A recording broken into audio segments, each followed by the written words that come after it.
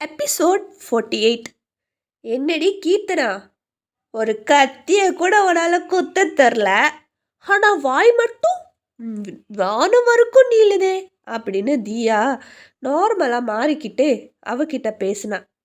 இந்த டம்மி பீஸுக்கெல்லாம் நம்ம சக்தி தேவையே இல்லைப்பா, அதில் ஒரு டேப் இருக்குல்ல, அதை எடுத்துட்டு வாங்க அப்படின்னு தியா சொன்னான். நான் போய் எடுத்து தந்தேன்.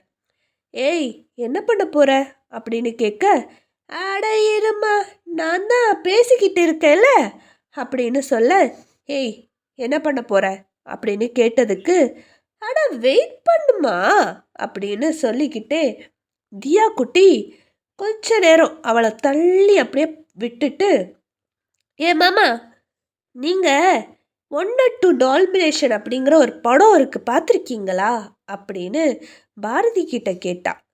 ஆமாம் பாப்பா, சுட்டி டிவியில் நான் குட்டி பாப்பாவாக இருக்கும்போது போடுவாங்க. எனக்கு ரொம்ப பிடிச்ச படம் தெரியுமா, 90s கிட்ஸ், மறக்க முடியுமா அப்படின்னு பாரதி கேட்டான். ஓ சொந்த கதை சோக கதையெல்லாம் நான் கேட்கல, அந்த படத்தை நீ பார்த்துருக்கியா பார்க்கலையா அப்படின்னு தியா கேட்டா. பார்த்துருக்கேன் அப்படின்னு சொல்ல, சரி இப்போ அது நான் ஏன்னு சொல்கிறேன். கணேஷ் மாமா, விஷ்ணு மாமா, கெவின் மாமா, அப்புறம் என்னோட அப்பா ஒரு இடத்துல போய் உட்காந்து பாப்கார்ன் சாப்பிடுங்க, அப்புறம் பாரதி மாமா மட்டும் எனக்கு வேணும் அப்படின்னு சொல்லி பாரதியை கூட்டிட்டு ஒரு இடத்துக்கு போனான். 2 பேரும் சேர்ந்து கீர்த்தனாவை பார்சல் பண்ண ஆரம்பித்தாங்க. அவங்க பிளான் எனக்கு தெரியல, ஆனால் இன்ட்ரெஸ்டிங்காக உட்காந்து பார்க்க ஆரம்பித்தோம். இங்கே பாருங்க, இங்கே என்ன நடந்தாலும் யாரும் வரக்கூடாது, நாங்கள் 2 பேரும் இவளை வச்சு விளையாட போகிறோம் அப்படின்னு தியா சொன்னான். சரின்னு சொல்லிட்டு நாங்களும் உட்காந்து பாப்கார்ன் சாப்பிட்டோம். மாமா, நம்ம இப்போ இவளை கேக் பண்ண போகிறோம் அப்படின்னு சொல்லி கீர்த்தனை அசந்த நேரம் பார்த்து அவன் உடம்பு ஃபுல்லாக டேப்பால் சுற்றி ஒரு இடத்துல போட்டுட்டா. அதுக்கப்புறமா கேக் எப்படி பண்ணுறது அப்படின்னு குழந்தைக்கு தெரியலை, அதனால் அவள் யோசிக்க ஆரம்பித்தா.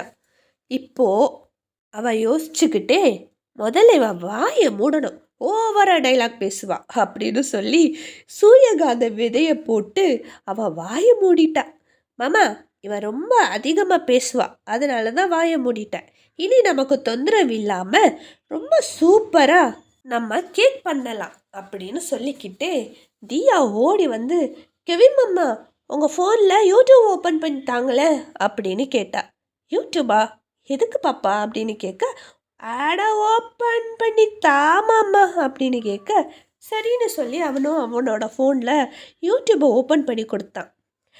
அதில், மாமா, இந்த கேக் பண்ணுறதுக்கான தேவையான இன்க்ரீடியண்ட் என்னெல்லாம்னு சொல்லுங்கள் அப்படின்னு சொல்ல, அதை தியா நோட் பண்ணிக்கிட்டான். சரி, நான் மொபைலை பார்த்து சொல்கிறேன், அதைப்படியே நீ செய் அப்படின்னு கெவின் சொன்னான். அதுக்கப்புறமா குடுகுடுன்னு ஓடி போய் சில சூனியக்காரங்க கிட்ட அவன் நோட் பண்ண திங்ஸோட லிஸ்ட் எல்லாத்தையும் கொடுத்து வாங்கிட்டு வர சொன்னான். தேவையான எல்லா திங்ஸும் அந்த சூனியக்காரிங்க அவங்க மேஜிக்காலேயே கொண்டு வந்தாங்க. தியா ரொம்பவே சந்தோஷமாக இருந்தா, அவங்க கூட ரொம்ப ஃப்ரெண்ட்லியாகவும் பழகினான். இப்போ சொல்லுங்க மாமா, என்ன பண்ணணும் அப்படின்னு சொல்ல, ஃபஸ்ட்டு மாவை போடணும், அப்புறம் என்ன பண்ணணும்னு சொல்கிறேன், முட்டையை அடிச்சு ஊற்று அப்படின்னலாம் சொல்ல, பாரதி மாமா என்னை பார்த்துக்கிட்டே இருங்க, மாவை போடுங்க அப்படின்னு சொல்ல, கீர்த்தனாவை ஒரு பெரிய டப்பாவுக்குள்ளே ஃபஸ்ட்டு போட்டாங்க. அதுக்கு மேலே மாவை போட்டாங்க, அப்புறம் முட்டையெல்லாம் போட்டு அவளை போட்டு மிக்ஸ் பண்ணி பயங்கரமாக கேக் செய்ய ஆரம்பித்தா. கீர்த்தனாவால் இந்த வாட்டி எதுவுமே செய்ய முடியலை. அவளும் அது கூட சேர்ந்து மிக்ஸ் ஆகி கடைசியில் ஓவன்லேயே அனுப்பி வச்சு சூப்பரான கேக் செஞ்சா தியா. சூரியகாரிங்க அவளோட மேஜிக்கால பெரிய ஓவனையும் க்ரியேட் பண்ணாங்க. அதில் இந்த கேக்கை போட கீர்த்தனா உள்ளே அனுப்பி வச்சுட்டாங்க. கொஞ்ச நேரத்தில் அப்படியே வெயிட் பண்ண மாமா, இனி 5 நிமிஷம்தான், அப்படி கேக் ரெடி ஆகிடும் அப்படின்னு சொல்லிக்கிட்டே ரொம்ப சந்தோஷமா 5 4 3 2 1 இப்போ ஓப்பன் பண்ணுங்க அப்படின்னு தியா ரொம்ப ஆர்வமாக கத்தினா. ஹே குட்டி, ஏன் இவ்வளோ ஆர்வமாக இருக்க, கேக் நமக்கு தான், உனக்கும் கண்டிப்பாக பங்கு தரேன், கவலைப்படாத அப்படின்னு பாரதி சொல்ல அவள் அப்படியே பார்த்தா. அதுக்கப்புறமா சூனியக்காரிகளோட மேஜிக்கால் அதை பாத்திரத்தை கவிழ்த்து ஒரு பெரிய கேக்காக வெளியில் எடுத்தாங்க. பாப்பா நம்ம இப்போ கேக்கை க்ரீம் போட்டு டெக்கரேஷன் பண்ணலாம் அப்படின்னு சொல்லி கேக்குக்கான க்ரீமெல்லாம் ரெடி பண்ணி அவள் மேலே போட்டு அவள் முடிய திரிய மாற்றி கொளுத்தியே விட்டாங்க. இப்படியே சூப்பராக கீர்த்தனாவால் சூப்பரான கேக்கும் ரெடியாச்சு. மூஞ்சி ஃபுல்லாக க்ரீமால் பூசி விட்ட தியா அந்த கேக்கை வெட்டி எல்லாருக்குமே சாப்பிட கொடுத்தா.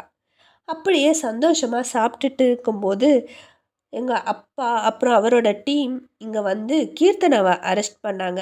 அப்போ தான் என் தங்கச்சி அண்ணு அப்படின்னு சொல்லி ஓடி வந்து என்னை கட்டி பிடிச்சா.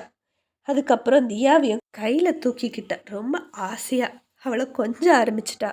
அதுக்கப்புறமா பாப்பா என்னை கட்டி பிடிச்ச உடனே தியாவு அவளை தட்டி விட்ட உடனே ஏன் அப்பா தள்ளி நில்லு அப்படின்னு கோபமாக சொன்னான்.